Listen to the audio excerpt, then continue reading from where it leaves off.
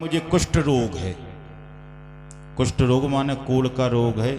एक साधु ने बता दिया कि गंगा जी के किनारे पर एक बहुत बड़ा यज्ञ करो, प्रतिदिन गंगा जी में स्नान करो, आपका कुष्ठ रोग ठीक हो जाएगा। कबीरदास जी के पुत्र कमाल कहने लगे, सेठ जी यज्ञ बाद में करना, कुष्ठ रोग तो आपका मैं फ्री में ही अच्छा किए देता हूं, कर दो। सेठ जी से कहा, सेठ जी वस्त्र निकालो और गंगा जी में डुबकी लगाकर और हृदय से राम कहो। सेठ जी ने एक बार डुबकी लगाई, राम कहा, कूड़ अच्छा ना हुआ। दूसरी बार डुबकी लगाई, कूड़ अच्छा ना हुआ। तीसरी बार तो जैसे ही डुबकी लगाई, कंधे पर जाकर कमाल बैठ गए सेठ जी के। अब बड़ी नदी हो, हम जल में डूबे हुए हों, अचानक कोई ऊपर और बैठ जाए तो फिर हृदय में से नाम निकल गया, हे राम। उसी समय सेठ जी का कूड़ अच्छा हो गया। सेठ जी 10,000 रुपये भी देने लगे। कबीरदास जी के पुत्र कमाल ने नहीं लिए। कमाल दौड़ते दौड़ते आए और पिताजी से कहने लगे, पिताजी पिताजी मैंने एक कोड़ी का कोड़ 3 राम के नाम में अच्छा कर दिया।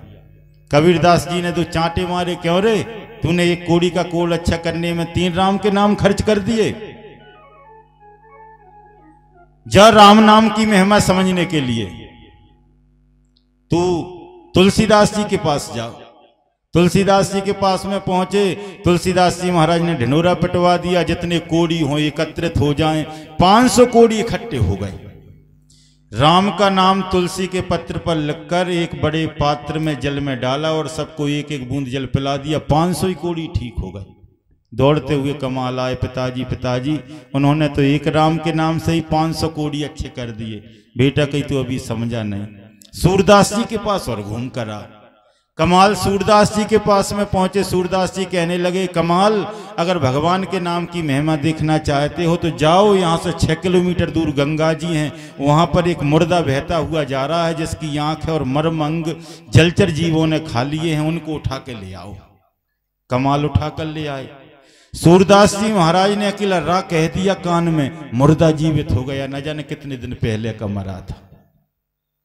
तो भगवान के नाम में ऐसी शक्ति बहुत है, लेकिन जितना जिसने फायदा पाया है, लाभ पाया है, उतना उसने बताया है। पूरी शक्ति किसी ने नहीं बताई कि भगवान के नाम में कितनी शक्ति है।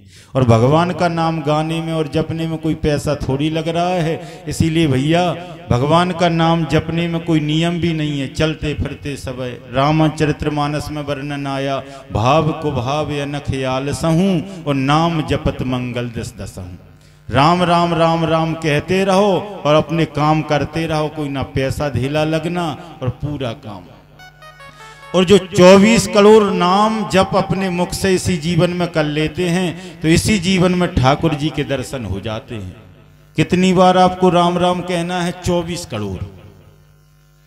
हम 1,00,000 2,00,000 10,00,000 जपते हैं और सोचते हैं कि हाँ बस बहुत जप लाए, अब तो राम जी आवे वाले हैं।